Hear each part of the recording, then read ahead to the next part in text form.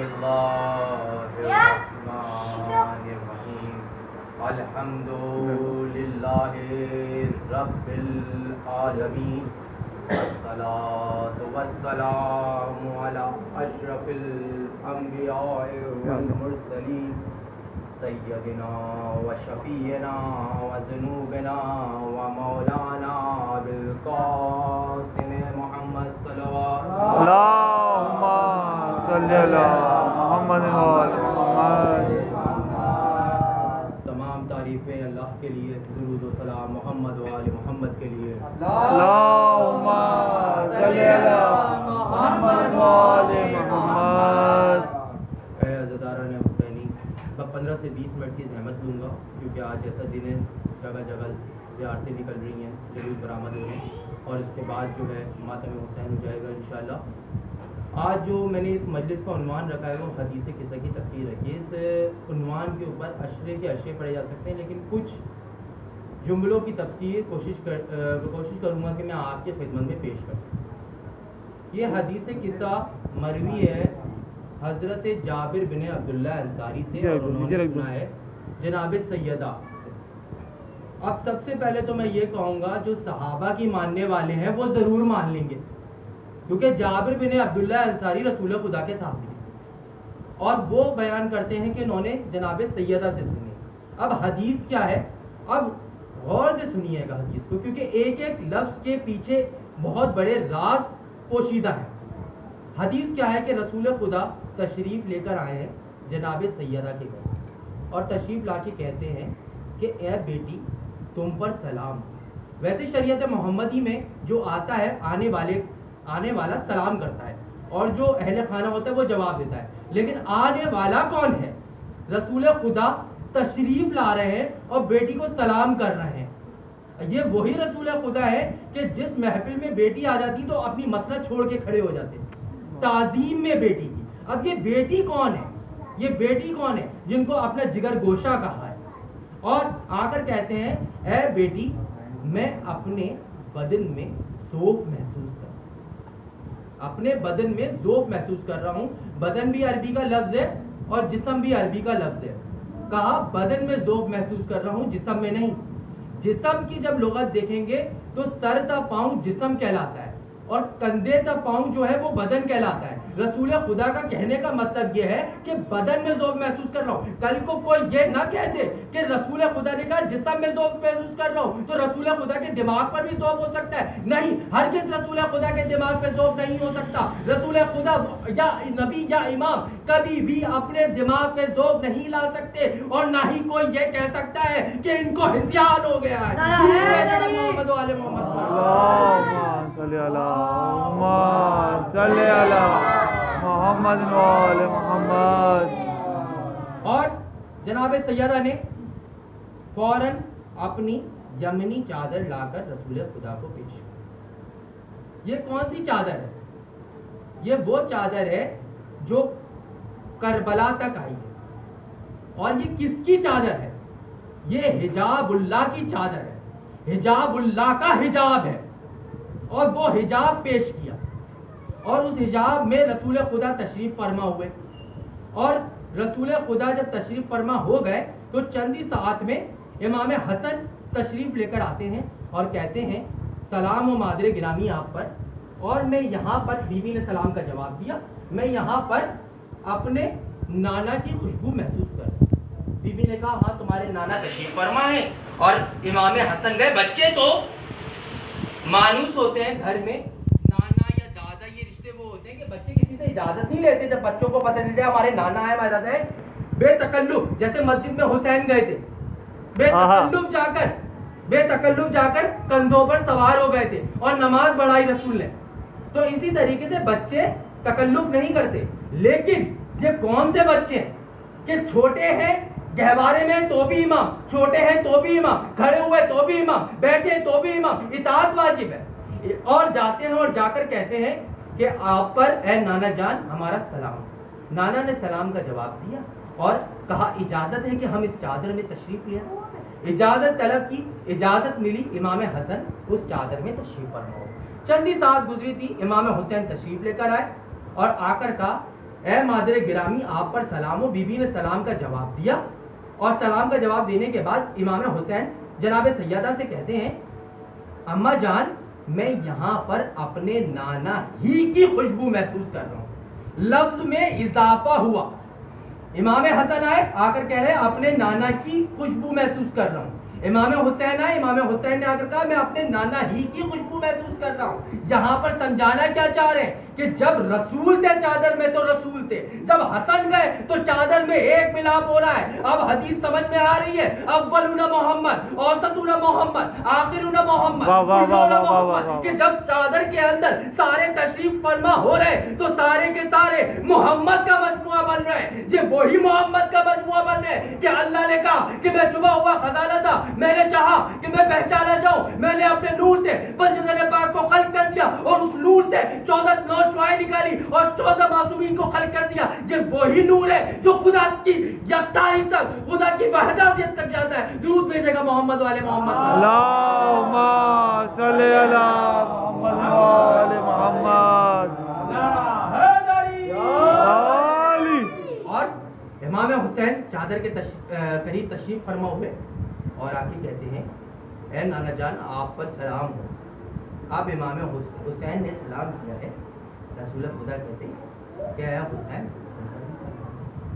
لیکن رسول خدا نے جا کے پڑھ لیجیے گا کسی, رسول خدا نے سلام کے جواب میں ایک لفظ میں یہاں پہ بیان کروں گا, کہا اے شافی, اے شافی, اے شفاعت کرنے والے, تم پر بھی سلام.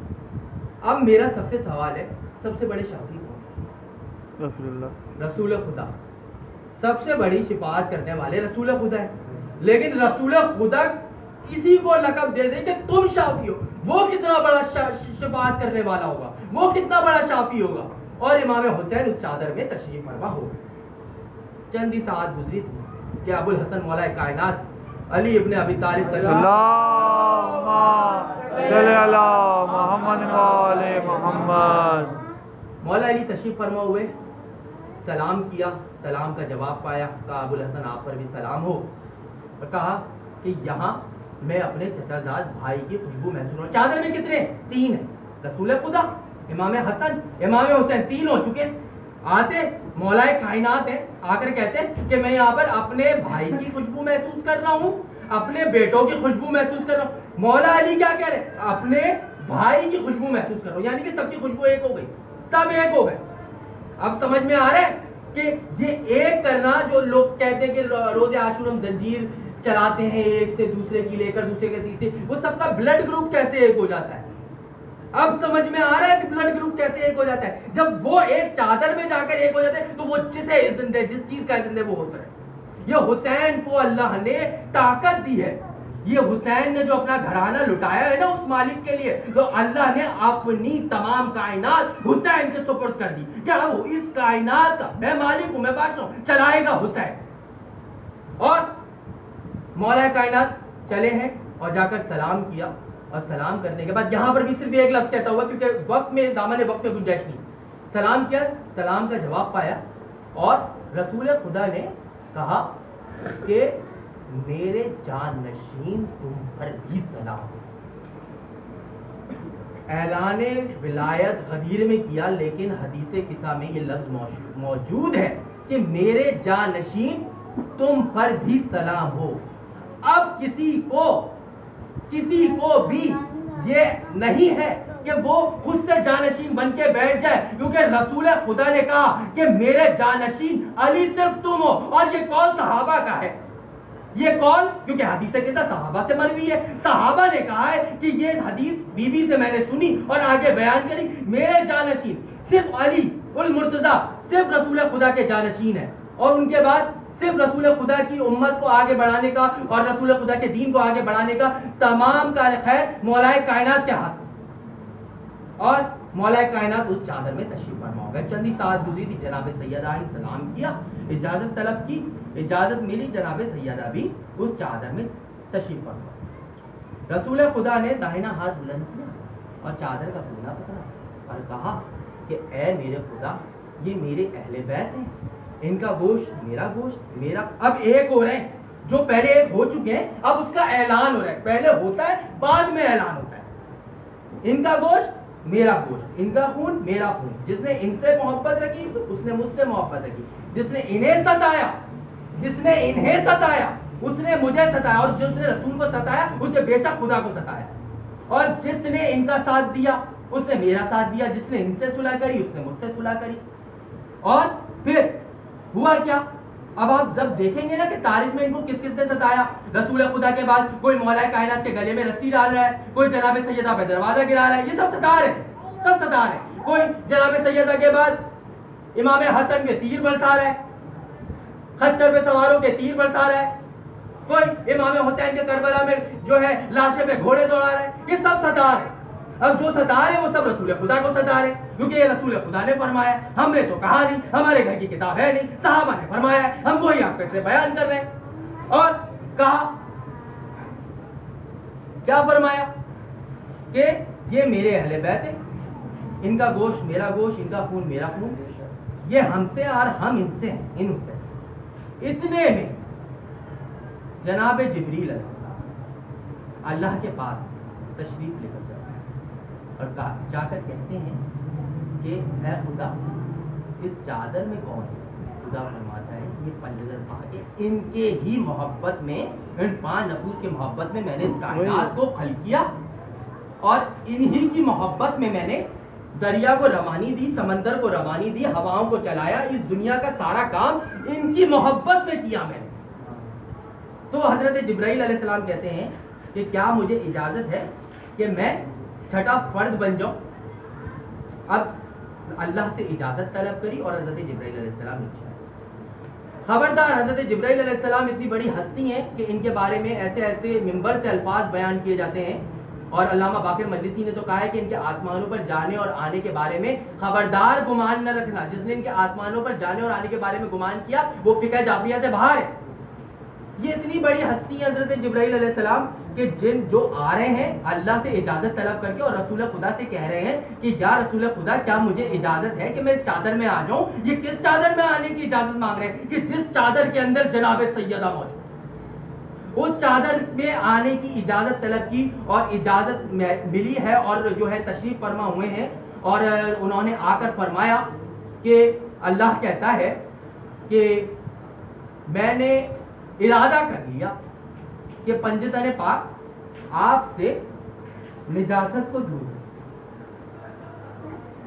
آیت حدیث کے سمے موجود ہے کہ میں نے ارادہ کیا کہ آپ سے نجاست کو دور کیا جائے. کسی نے پوچھا کہ یہ ارادہ اللہ نے کب سے کیا؟ تو بھائی اللہ جب سے ہے, جب سے اس کا ارادہ ہے. قل هو اللہ احد سورہ اخلاص نازل ہونے کے بعد جب کہو کہ اللہ ایک ہے, تو کیا بعد میں اللہ ایک ہوا؟ اعلان بعد میں ہوتا ہے. میں اتنی دیر سے یہ سمجھا رہا ہوں کہ اعلان بعد میں ہوتا ہے. پہلے سے چیز, پہلے سے وہ شخصیت, پہلے سے وہ ہستی, پہلے سے وہ قول موجود ہوتا ہے. تو کہا کہ آپ سے نجاست کو دور کیا جائے اور جیسا آپ کو پاک رکھنے کا حکم ہے ویسا پاک رکھا جائے. اور پھر مولا کائنات کہتے ہیں کہ بے شک ہم کامیاب ہو گئے اور بے شک ہمارے شیعہ کامیاب ہوں گے. شیعوں کو کہاں کہاں یاد کیا؟ جہاں کربلا میں یاد کیا, وہاں پر حدیث قصہ میں بھی شیعوں کا ذکر ہے کہ بے شک ہم کامیاب ہو گئے اور ہمارے شیعہ کامیاب ہو گئے. بس عزیزارو, یہی وہ ہستیاں تھیں کہ جن کے لیے یہ حدیث قصہ ایسی بڑی بڑی شان اللہ کی جانب سے نازل ہوئی ہے. اور یہی وہ ہستیاں تھیں جن کو ستایا گیا. جب سید سجاد قید نبھا کے آئے ہیں نا, تو ایک شخص آیا, آ کر کہتا ہے مولا غم کیوں کرتے ہیں, مولا روتے کیوں ہیں, شہادت تو آپ کی میراث ہے. کہا ماں اور بہنوں بیٹیوں کا پردہ لٹ جانا بھی ہماری میراث. ایک غیرت مند کے سامنے اس کی ماں کے سر سے چادر لٹ جائے, کیا یہ بھی ہماری میراث ہے؟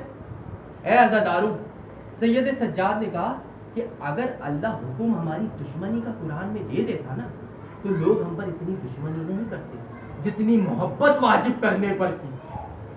بس عزاداران حسین, آج اس ہستی کا ذکر ہو رہا ہے جو حسین کے صفا کھلاتے ہیں, جو حسین کے لشکر کی پیاس بجھانے کے لیے گئے. ہائے عزاداران حسین، یہ وہی 8 محرم منسوب ہے مولا غازی سرکار سے کہ مولا 10 محرم کو عاشور کو آتے ہیں اور آخر کہتے ہیں کہ اے میرے آقا، اے میرے مولا، اب تو انصار بھی چلے گئے، مجھے اجازت دیجئے۔ مولا کہتے ہیں نہیں عباس، تم میرے لشکر کے علمدار ہو، بس مولا عباس اجازت کا انتظار کر رہے ہیں۔ جب قاسم اور اون و محمد کے لاشیں آئے ہیں نا، تو مولا نے آ کر کہا مولا اب تو گودیوں کے پالے بھی جا رہے ہیں، مولا اجازت دیجئے۔ مولا نے کہا نہیں عباس، ہم جنگ لڑنے نہیں آئے ہیں۔ بس مولا عباس خیمے سے تشریف فرما ہوئے، مولا عباس ایک خیمے کے پاس سے گزرے ہیں، اس خیمے سے سوکھے مشکی سے ہلانے کی آواز آ رہی تھی۔ مولا نے دیکھا ایک بچی خیمے کے اندر اس مشکیزے کو اپنے لب پر رکھے کہ شاید 2 قطرے آب آ جائے۔ مولا عباس سے دیکھا نہیں گیا، سکینہ کا ہاتھ پکڑا، ہائے عزاداران حسینی، مولا حسین کے خیمے میں آئے، آ کر کہا مولا بچی پیاسی ہے، کہا اب بابا جان امو کو اجازت دے دے۔ آئے سکینہ ابھی اجازت مانگ رہی ہے، جب شام غریبہ میں تماچے لگے۔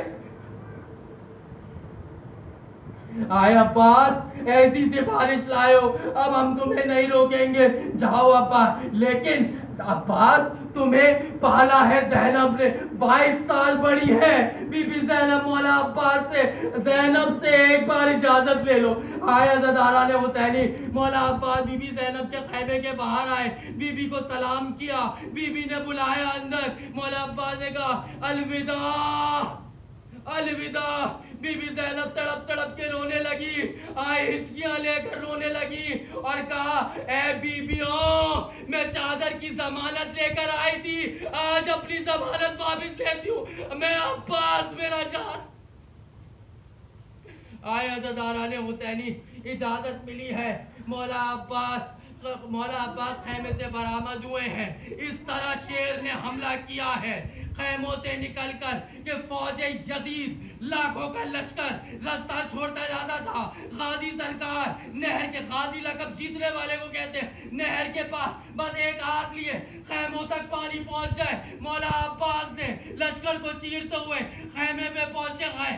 جیسے ہی لشکر یزید نے دیکھا عباس پانی بھر رہے، لشکر نے حملہ کرنا چاہا، مولا نے نظروں کو اٹھایا، غیظ بھری علی کی نگاہوں میں لشکر کو دیکھا، لشکر اندر ہی اندر اپنی موت آپ مر گیا، لشکر پیچھے ہوا، مولا نے پانی کو بھرا، پانی کو بھر کے مشک کو لیے، بس ایک آس لیے عباس چلے آئے خیمے کی طرف۔ آئے عزاداران حسینی کہ خیموں تک، خیام حسینی تک پانی پہنچ جائے، بس کہا کہ حسین کے خیام تک پانی نہیں پہنچنا چاہیے، حسین کے خیام تک پانی نہیں پہنچنا چاہیے، عباس کو گھیر کے مارو۔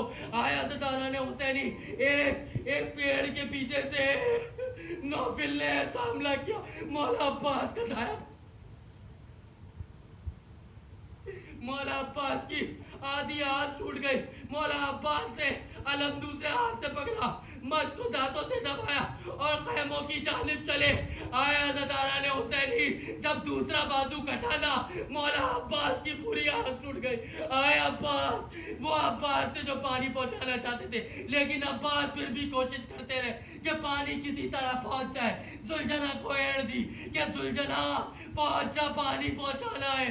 بس اتنے میں ہرملہ نے ایک تیر اٹھایا، وہ تیر چلا، اس تیر نے مشک کو نہیں چیدا، 3 آنکھ کو چیدا، مشک کو چیدا، عباس کی آنکھ کو چیدا، خیموں میں چھوٹے بچے۔ آئے عزاداران حسینی، وہ تیر لگائے، عباس نے آنکھوں کو بند کیا، آسمان کی طرف نگاہیں بلند کری، یا خدایا گواہ رہنا حسین کی سکائی۔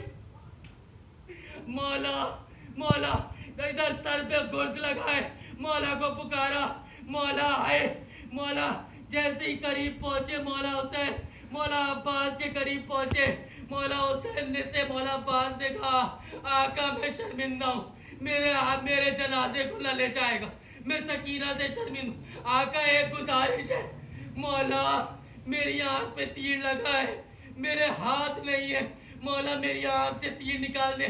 مولا نے مولا نے ابا کے دامن کو اٹھایا، آنکھوں سے لہو کو صاف کیا، تیر نکالنا چاہا، مولا عباس تڑپ گئے، آنکھوں کو بند کیا، آنسو بہ رہے، مولا کہہ رہے مولا مجھے معاف کر دے گا، میری ماں نے کہا تھا کبھی حسن حسین سے کوئی کام نہ لینا عباس، تم ان کے غلام ہو، تم ان کے سکو، مولا میرے ہاتھ نہیں ہے کہ میں اپنا تیر نکال سکوں۔ بس عزادارہ نے حسینی یہ تیر نکالا ہے، مولا عباس اس دنیا سے رخصت ہوئے ہیں، خیموں تک علم پہنچا، بچوں کی پیاس تھی، بچوں کی آس ٹوٹی ہے، آیا عزادارہ نے حسینی۔ بس ایک روایت پیش کروں گا، جب یہ قافلہ لٹ کے مدینہ آیا ہے نا، جب بی بی زینب بی بی ام البنین کے گھر گئی ہیں، بی بی ام البنین کربلا تشریف نہیں لے کے گئی تھی، مولا نے حکم کے تحت ان کو روکا تھا مدینے میں، جب یہ گئی ہیں بی بی زینب ان کے گھر، تو بی بی کہتی ہیں کہ زینب بس مجھے ایک بات بتا دو، کیا لشکر اعظم میں میرے عباس سے بھی بلند کر کسی نہیں بی بی، عباس مشکیزہ پہنچانے کی سر پہ گرز لگا تھا، کہا بی بی میں نے سنا ہے عباس کے ہاتھ نہیں تھے، عباس گھوڑے سے کیسے زمین پہ آئے؟ بی بی تڑپ کے رہ گئی، جناب زینب فرماتی ہے بن ہاتھوں کے زمین پہ آئے عباس، سر پاش ہو گیا، اللہ لعنت اللہ علی قوم الظالمین، ماتم حسین۔